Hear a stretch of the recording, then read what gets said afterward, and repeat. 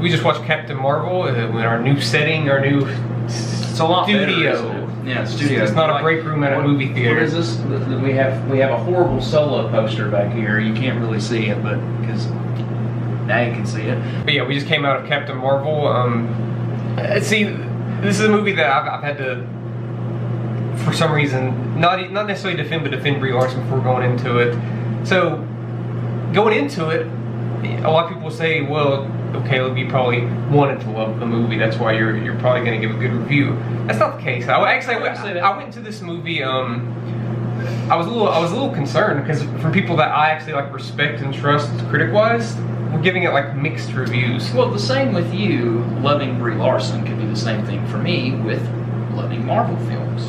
I do love her. I think she's been unfairly criticized when it comes to her acting, especially. I'm like, guys, have you not watched her movies? She's really good. But like I said, the trailers for this movie haven't been the most appealing thing up until recently. No, they haven't been good when some of the trailers. TV spots have dropped, TV spots have shown more of like the tone, narratively and structurally. This is unlike any other origin story we've seen from MCU, and I noticed this in the first 20 minutes, the way that they start to deliver Captain Marvel's backstory with, I don't want to get too much into it, but it's sort of like looking into the memory, and it reminded me a little bit of something like Eternal Sunshine of the Spotless Mind. I've seen somebody compare it to that. Yeah. And the second that starts happening, you start to like delve into her life that she's not even aware of. I felt goosebumps coming up my arms because it felt so fresh and unique to me. Well, it feels very Doctor Strange-ish. A little bit, yeah. I got the whole, oh God, I just drew a complete utter blank about what he does, and I lost the character's name too. Yep. What are you talking about? When she presses against his head and he just goes boom and goes through the whole entire like universe. Oh yeah. That's what it feels like, and I apologize to every MCU fan out there because I just brain lapsed everything. Yeah, it's a little bit like It's a little bit, but I still think Doctor Strange structurally fits the narrative of like almost all the origin stories in the MCU. At least for me, I love Doctor Strange. I still think it's visually the most unique MCU movie, and I think that movie gets a lot of crap too. I think this movie is a blast, and here's why it's so good. First off, it's weird as hell. Like, it's really weird. Like, there's some weird stuff in this movie. Like, it's up there with Doctor Strange. Maybe even surpasses it, just because Doctor Strange feels a little bit goofier than this. Mm-hmm.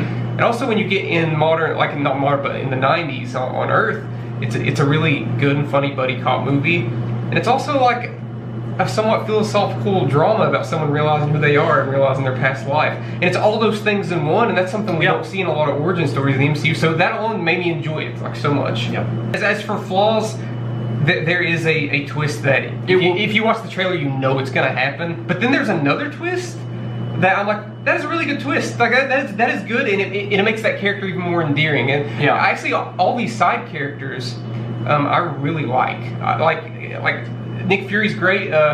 Captain Marvel's friend on Earth, I can't remember her name. Her last name's Rambo. Yeah, that's fine. And of course, Ben Mendelsohn's character as the villain, great. Like I actually think he might be my favorite character in the movie to an extent.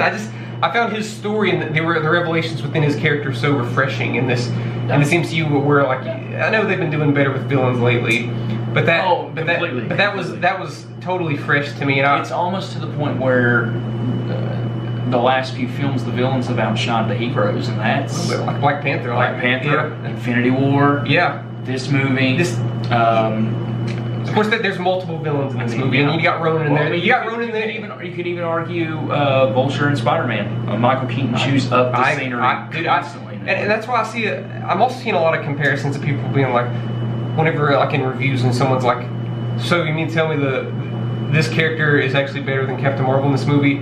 I could have predicted that. I'm like, well, if you look at their track record lately, the main characters haven't been the best characters. So that's not a slight against Carol Danvers. I think she's a wonderful character. I think she's sassy. Mm-hmm. She shows emotional resonance. Like I said, her backstory is really good. And I think as a story, now I'm not saying this is the best Marvel movie since this movie I'm about to bring up, but as a story from beginning to end, I think it's the best story since The Winter Soldier. Where this movie succeeds above a lot of other MCU movies is in its third act. It has an amazing third act. It's great. And I was wondering, by default, people are going to compare this movie to Wonder Woman.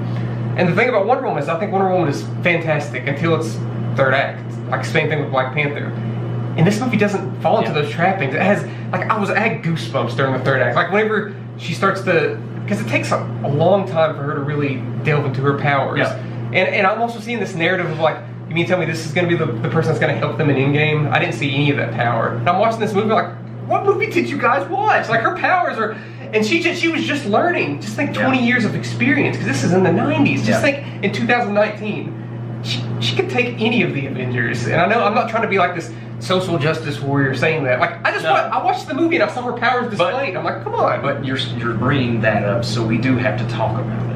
Not really. No, the no, movie no, speaks no. for itself. It's a good. That's what I'm Let's saying. go watch Alita instead. If you make people choose between watching Captain Marvel and watching Alita based on your political or your social justice views, you are what's wrong with cinema. You are what's wrong with the internet. You need to get off the internet and go outside. Just watch both. Or just I watched both, and I think this is way better than Alita. But yeah, You're just a hater.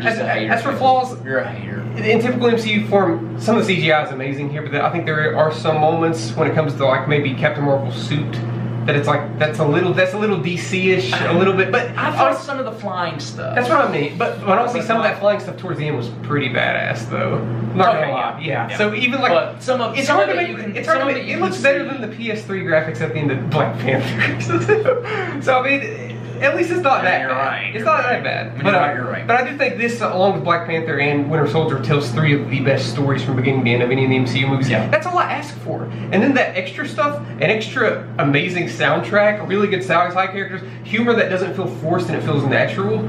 Like, these Well, are Samuel L. Jackson's the best person in the Listen, film. I'm sorry. And he's the best. No person. spoilers. Goose the cat, best cat movie. I mean, best movie cat I've ever seen. Yeah. Better than the cat in Goose is Men in awesome. Black. It was amazing Goose is cat. awesome. Yeah, great. You'll love Goose. If you don't want to go and like adopt a cat after watching this movie, then I'm sorry. Finishing words here. I just really appreciate like how balls to the wall and weird this movie is. Very it has very entertaining from beginning in, and stick around. It has a really good mid credit scene and a fun after credit scene. Yeah. It's 2 credit scenes. Stick around for them. They're fun.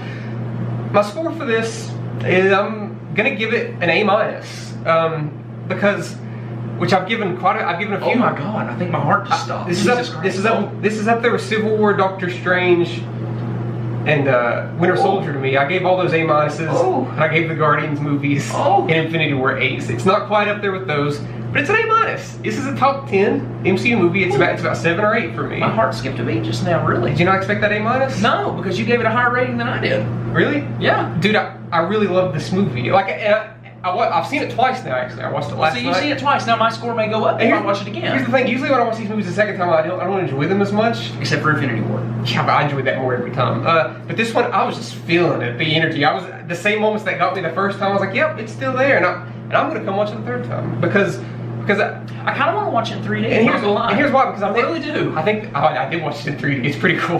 Yeah, dude. The 3D is cool because there's some cool weird stuff here.